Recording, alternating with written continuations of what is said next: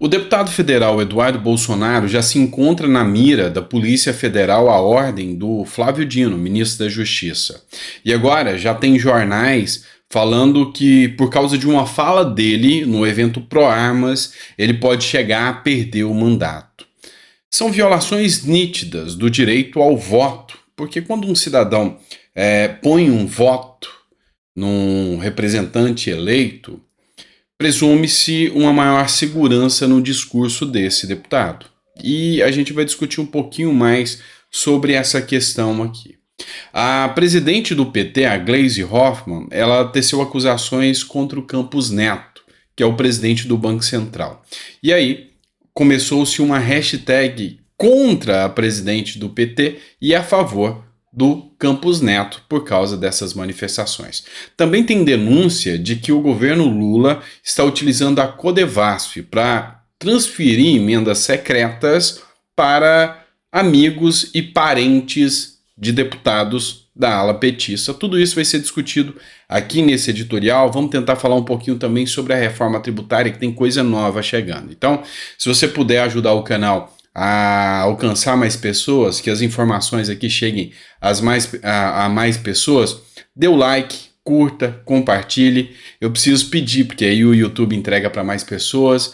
E vamos para cima que tem muita notícia, tá? Pode ser que esse editorial se estenda um pouquinho no tempo, fique mais comprido um pouquinho, mas é porque realmente tem muita informação que a gente vai trazer para vocês agora. Bora começar? Vamos lá? Enfim, essa matéria é do Correio Brasiliense. Flávio Dino determina que a Polícia Federal investigue discurso de Eduardo Bolsonaro. Em ato realizado em Brasília, o filho do ex-presidente Jair Bolsonaro afirmou que professor doutrinador é pior que traficante. Essas foram as palavras do deputado federal Flávio Bolsonaro, que é filho do presidente Bolsonaro também. Imediatamente, o ministro da Justiça e Segurança Pública, Flávio Dino, encaminhou à Polícia Federal um pedido de investigação sobre o discurso do deputado federal Bolsonaro, Eduardo Bolsonaro, e outras pessoas presentes em um ato pró-armamento realizado em Brasília. A manifestação ocorreu na esplanada dos ministérios no domingo. De acordo com Dino, existe indício de discurso de ódio e apologia à violência. Abre aspas para a fala do Flávio Dino. Determinei à Polícia Federal que faça análise dos discursos proferidos nesse domingo, em ato armamentista, realizado em Brasília. O objetivo é identificar indícios de eventuais crimes, notadamente incitação ou apologias a atos criminosos, afirmou o ministro nas suas redes sociais. Vamos lá, pessoal. A diferença de que a Polícia Federal é utilizada quando se trata de alguém de direita ou de esquerda é gritante. Pode ser polêmica a fala do Eduardo Bolsonaro? Sim, é polêmica. Caçar é tênue demais. E aqui é onde eu digo para vocês que a direita hoje, os representantes da direita que foram eleitos pelo povo que defende a direita, como o Eduardo Bolsonaro, teve seus votos no estado de São Paulo. Eles têm que tomar mais cuidado ao falar. Não porque digamos que eles estão violando os limites. É porque os limites mudaram. Mudaram porque hoje tem um sistema que coloca o limite onde quer que eles queiram. Ou seja, eles colocam onde eles entenderem que há ali um arbítrio, aquela pessoa vai ser perseguida e caçada. Vamos lá, eu trouxe num editorial passado uma fala do presidente do PCB, Partido Comunista do Brasil, do qual o próprio Flávio Dino, que é o atual ministro, era filiado. Não é tão grave quanto a fala do Eduardo Bolsonaro, talvez não. Ele falou que para quem é de direita merece uma bala, uma boa pá e uma boa cova. Isso aconteceu em 2015, mas não tem investigação dizendo que isso é um discurso de ódio. A Polícia Federal não fez esse tipo de investigação. Então, quando a gente começa a perceber que a Polícia Federal começa a atender anseios de partido e de ideologia, aí, meu amigo, desvirtuou-se o discurso público, desvirtuou-se o interesse público para tal. Então, eu vejo como uma verdadeira aberração essa declaração do ministro da Justiça em dizer que vai utilizar a Polícia Federal para investigar só porque é um opositor. Porque quando a fala vem de alguém que é do seu lado, você não vê esse tipo de declaração. Ficam em silêncio, ficam calados. Isso aí é muito complexo dentro de uma democracia que se julga séria. A revista Fórum já fez a sua nota, essa que é uma revista de extrema esquerda. Eduardo Bolsonaro pode perder o mandato após comparar professores a traficantes.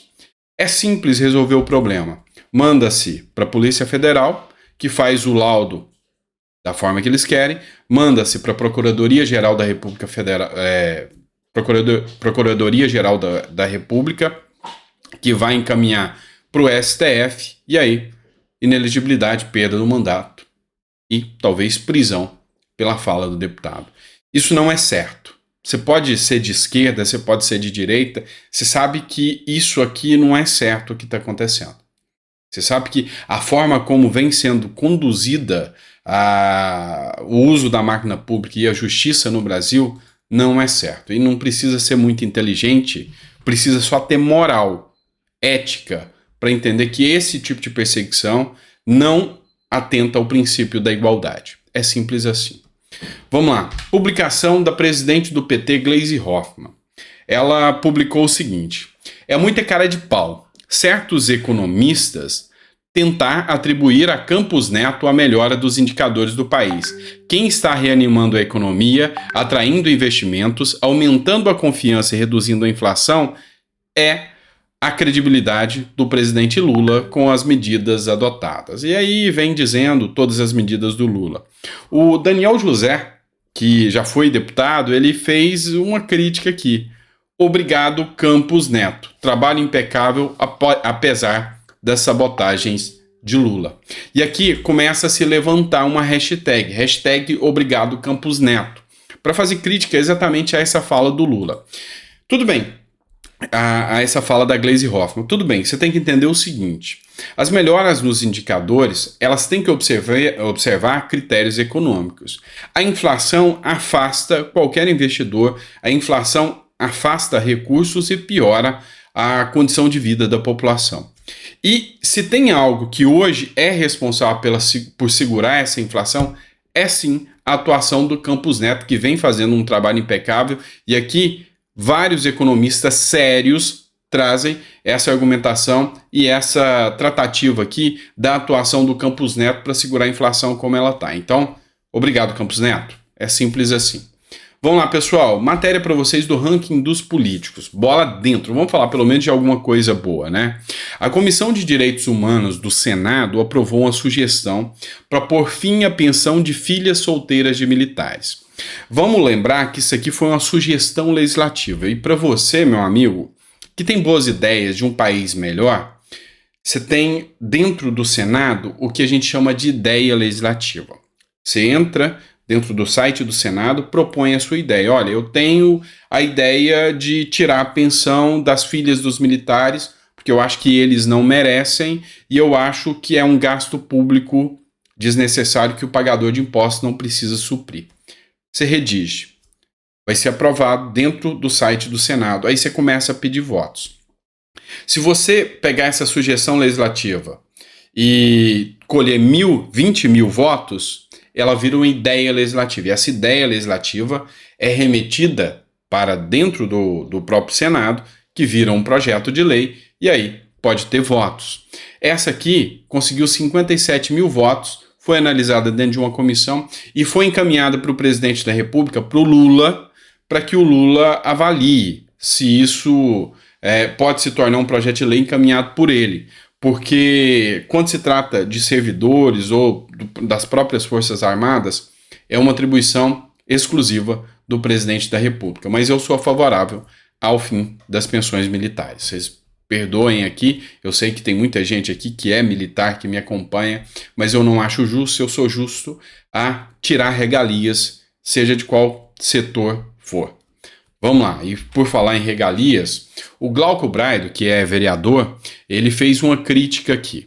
A estatal federal Codevasf tem privilegiado associações ligadas a parentes de políticos com a entrega de veículos e maquinário agrícola nos primeiros meses do governo Lula. O amor venceu mesmo, mas só para os amigos do governo petista. E ele cita uma matéria que foi publicada na Folha de São Paulo, que diz: governo Lula beneficia parentes de políticos com a doação de máquinas. Eu fiz uma leitura da matéria na Folha de São Paulo e trouxe para vocês também esse mesmo trecho aqui da matéria da Conexão Política, que diz a mesma coisa. Governo Lula beneficia parentes de políticos com doação de máquinas de jornal. O que está acontecendo em relação à Codevasf? O governo passa emendas para os deputados, e aqui foi recorde de emendas, passa essas emendas que, através da estatal, da Codevasf, direcionam elas para entidades.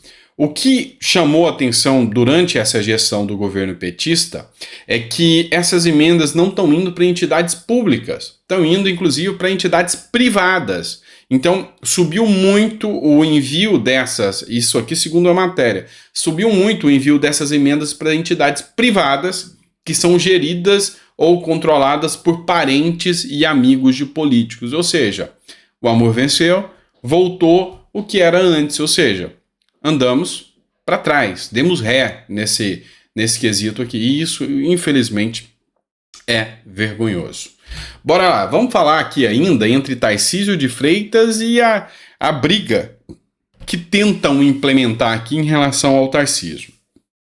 O Flávio Bolsonaro defendeu o Tarcísio dos ataques que ele estava sofrendo, de traidor, dentre outros, e disse que é uma grande injustiça. O senador Flávio Bolsonaro saiu em defesa do governador Tarcísio de Freitas. Na noite de ontem, o governador de São Paulo virou alvo de ataques de apoiadores de Jair Bolsonaro, contribuindo para a aprovação da reforma tributária. E o Flávio Bolsonaro veio e expôs aqui o seu posicionamento, dizendo que isso é uma grande injustiça que estão fazendo com o Tarcísio e que Tarcísio é um parceiro fiel. E aí o Bolsonaro, ele também fez postagens relembrando as obras e atuação do Tarcísio de Freitas e dizendo: olha, Tarcísio é um meu aliado de primeira linha. Então, meio que para pôr uma pá de cal e tirar esse discurso de separação. Se você fizer uma leitura da arte da guerra, a primeira regra: separe o seu inimigo, assim você domina ele mais fácil. E é isso que eles estão tentando implementar. E tem gente tentando morder essa isca. Matéria do Conexão Política. O Ricardo Salles, que é deputado federal hoje, também já foi ministro do Bolsonaro, ele tentou surfar em cima desse discurso contrário a Tarcísio de Freitas. Diz ele que o secretariado de Tarcísio é quase todo de esquerda, diz o Ricardo Salles. Segundo o Ricardo Salles, Tarcísio não é de direita de forma alguma, ele é totalmente de esquerda. Eu discordo em número, gênero e grau. Para mim, direita é você trazer investimento, é você correr atrás para fazer a economia fluir, é você dar mais liberdade para o investidor. Ser de direita é você discutir as pautas, mas dar a opção de que mesmo quem é de esquerda possa falar. Se tem uma coisa que eu não pondero, que eu não defendo, é o autoritarismo e retirar a fala daquele que é seu opositor. Assim como o ministro da Justiça vem fazendo com o Eduardo Bolsonaro, nessa primeira matéria que eu trouxe para vocês. Para mim isso é uma aberração jurídica. E tá certo, a esquerda tá fazendo isso? Tá. Mas não é porque eles vão a nível baixo que nós também temos que ir. Então, eu ainda tiro o chapéu pela atuação do Tarcísio de Freitas, mesmo discordando dele, tá? E eu vou deixar bem claro, eu discordo do posicionamento dele em relação à reforma tributária e dizendo a vocês, como tributarista que sou, eu acho que ele errou, tem erro aqui no posicionamento dele, mas não por isso eu vou tratá-lo como inimigo e partir para a política do cancelamento. Isso é coisa de esquerda. Desculpem, mas essa não se adequa ao meu ponto de vista. Vamos lá. Mário Frias, deputado excepcional. Eu tiro o chapéu, gosto muito da atuação do Mário Frias. Ministro petista propõe criminalizar o celular como arma. O que essa matéria diz? É o seguinte, o ministro do Lula, ele apresentou um projeto de lei enquanto deputado do PT e nesse projeto de lei ele quer impedir que o cidadão utilize o celular como arma contrária a maus serviços prestados. Então vamos lá. Eu hoje tenho uma prerrogativa ao estar sendo atendido por um funcionário público, de gravar isso, de gravar. E aí, ele quer proibir que o cidadão, ao ser mal atendido, grave esse tipo de atuação. E olha só, você tem que entender que existe um corporativismo gigantesco dentro do funcionalismo público. Tanto é que há uma proteção grande. Exemplo, eu vou dar um caso daquele menino do Rio de Janeiro que foi preso, Gabriel Monteiro. Ele errou, tá preso, e não tô aqui passando pano e nem dizendo que eu sou um apoiador do Gabriel Monteiro. Longe de mim, não venha colocar palavras na minha boca, que eu sei que hoje é difícil o que você expõe na internet. Mas uma das atuações que ele tinha era gravar médicos que estavam dormindo no horário de trabalho, enquanto a população estava jogada lá nas filas de hospital, dos corredores, jogadas nos corredores de hospital. E aí, ele foi condenado por ter gravado e exposto o médico. O médico estava lá para prestar o serviço e não estava prestando. Uma coisa errada não elimina a outra. Não é o caso errado que fez com que Gabriel Monteiro ficasse preso, tivesse ido para de trás das grades, que desvirtua o fato de que quem estava errado na história é o médico que estava dormindo e não ele. E aqui o posicionamento do ministro é esse. Fica assim, se você chegar e constatar que o médico estava bêbado, vazou, poucos dias atrás, um vídeo lá em Santa Catarina que o médico estava visivelmente embriagado. Visivelmente. E aí, se você grava um vídeo desse, você pode ser criminalizado, vai ser caracterizado como crime. E aí eu te pergunto, onde está o princípio da transparência? Eles não querem a transparência, eles querem o corporativismo. É isso. Eles querem o corporativismo, eles querem proteger a um grupo que torna-se, então, uma casta super protegida da sociedade. Ou seja, o servidor público, mesmo que ele erre, mesmo que ele crie mecanismos contrários ao que diz a lei, você, como cidadão, vai ficar de mãos atadas. Ou seja, você fica sem poder fazer nada. Então, mais uma bola fora que vem da gestão petista. Bora lá. Coronel Meira, oficial, teceu críticas aqui a uma matéria do Globo referente à reforma tributária. Na verdade, ele teceu críticas ao governo Lula, à aprovação da reforma tributária, que foi articulada na base de bilhões de reais em emendas, e ao povo que vai sofrer com isso. Matéria do Globo. Reforma tributária. A alíquota base de imposto sobre o consumo no país poderá ser a maior do mundo, aponta estudo. E ele escreve aqui: um dos motivos que me fez votar contra a reforma tributária foi justamente o fato de não sabermos qual será a alíquota base de produtos e serviços. Um verdadeiro tiro no escuro, podendo acertar justamente o mais desprotegido. Então aqui o Coronel Meira tece a sua crítica aqui sobre a reforma tributária. E realmente essa reforma tributária, com poucos pontos positivos, trouxe mais pontos negativos e pode penalizar o lugar que mais é penalizado, o consumo do brasileiro. E ao penalizar o consumo do brasileiro, tira o poder de compra do cidadão e cria uma casta de miseráveis. E aí é muito mais fácil controlar essa casta de miseráveis. Então, realmente, essa reforma tributária pode ser muito danosa, sim. Tem estudos aqui demonstrando isso. E aqui o Carlos Jordi também tece as mesmas críticas, mas agora não citando a matéria do Globo, mas citando uma matéria também da Revista Oeste que fala sobre a mesma coisa. O Carlos Jordi escreve: mas foi tudo pelo futuro do país. Pode confiar. É lógico, sendo irônico. Matéria da Revista Oeste: reforma tributária pode fazer Brasil ter maior imposto de consumo do mundo. O levantamento feito com base em dados de países membros da OCDE aponta que a alíquota do IVA deverá se aproximar na praticada na Hungria, que tem taxa de 27%, a maior entre os países da OCDE. E quem vai mais ser penalizado com isso? O cidadão brasileiro. Principalmente aquele mais pobre. Porque coloca na mente o seguinte: um grande empresário ganha 100 mil reais por mês. Ele vai fazer suas compras de consumo básico, é lógico que ele vai consumir coisas melhores do que a de um pobre. Mas vamos dizer que ele gaste ali 2, 3 mil de compras do básico para ele. Ele vai comprar uma carne melhor, vai ser regada a picanha, filé mignon, mas não vai passar de R$ 3.000 para ter a sua cesta básica do rico. Enquanto que o pobre, ele vai ganhar R$ 1.312, 1.320, né, agora. R$ 1.320. Enquanto que a cesta básica do pobre, para sobreviver, vai ficar na casa de R$ 800 a R$ 900. Você tem noção da desproporção disso? É isso que eu tento explicar para você quando eu falo que a tributação está no consumo. A Janaína Pascoal, da qual eu gosto muito, até pela sua independência. A Janaína Pascoal é muito criticada às vezes por tecer críticas a Bolsonaro. Eu também teço. Então, eu coaduno com o pensamento dela. Muitas vezes eu levo pancada porque eu teço críticas a Bolsonaro, a Ricardo Salles, aqueles que eu acho que na hora certa não está coerente. Agora, quando tem que elogiar, eu elogio também. É simples assim.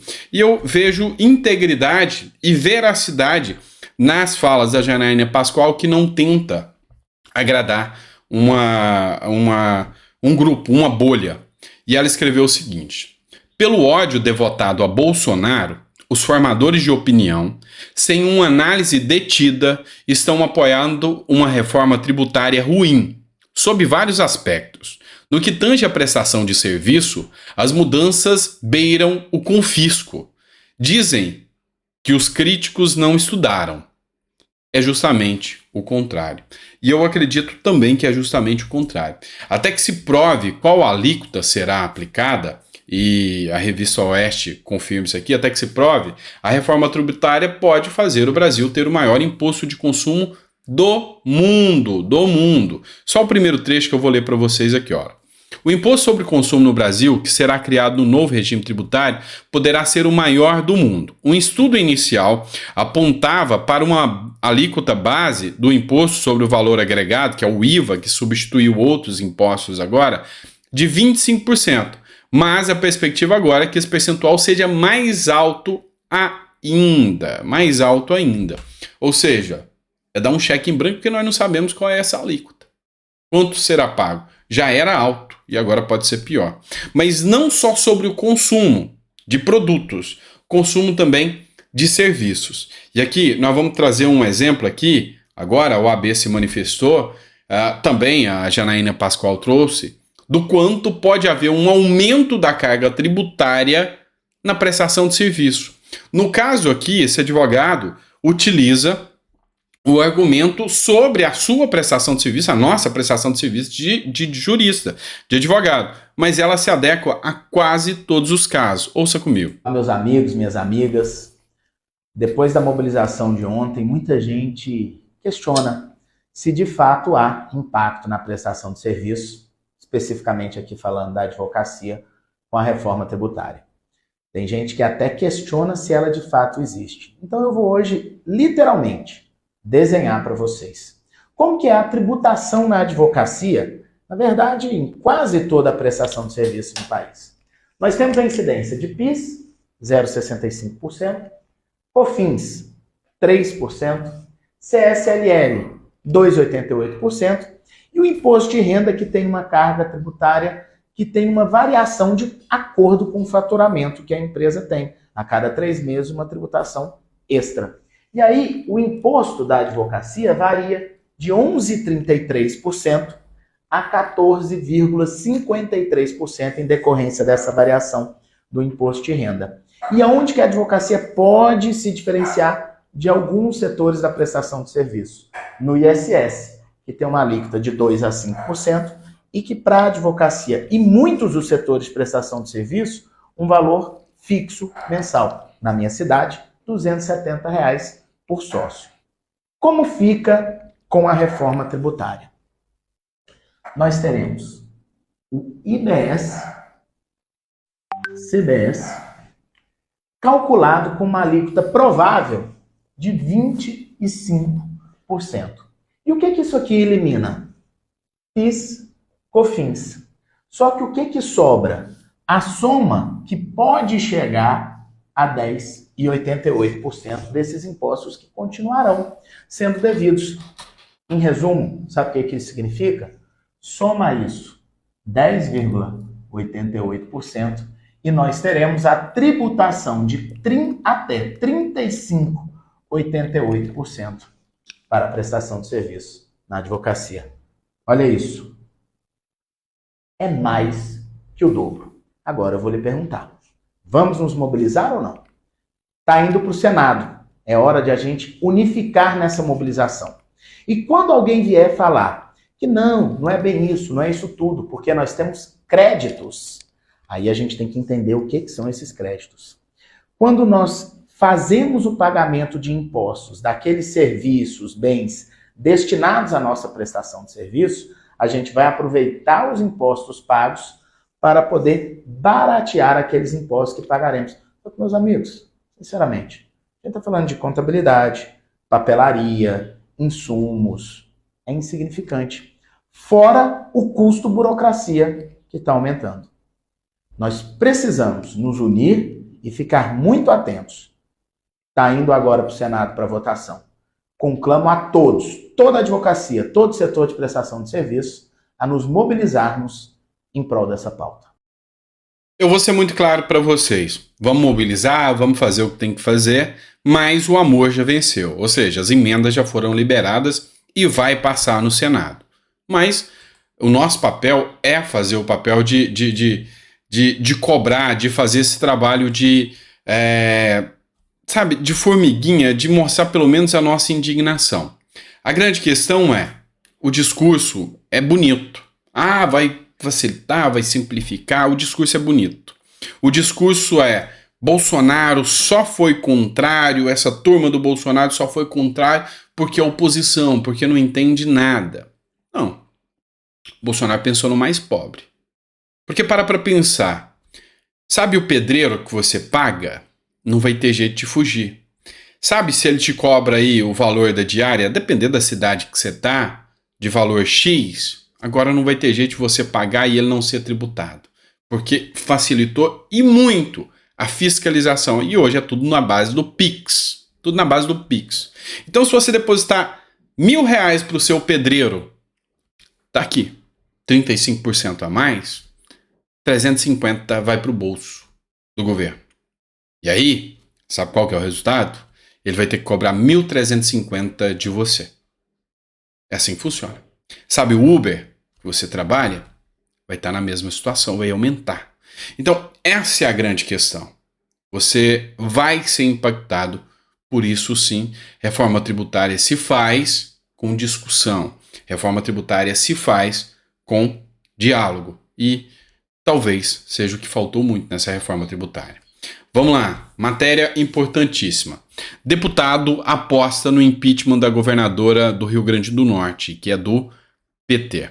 Um dos mais combativos opositores do governo, Fátima Bezerra, Eduardo, que é do partido Solidariedade, e aqui é até interessante porque o Solidariedade, em alguns estados, eles deram apoio ao Lula, outros não. O Solidariedade abriu o partido. Tanto é exemplo que no Solidariedade de Minas Gerais, o apoio foi ao governo Zema, ou seja, o Solidariedade se fundiu com o Novo em Minas Gerais, com apoio ao Zema. E aqui, o deputado promoveu uma denúncia junto ao Procurador-Geral da República por conta de atraso nos empréstimos do consignado. O que ele argumenta?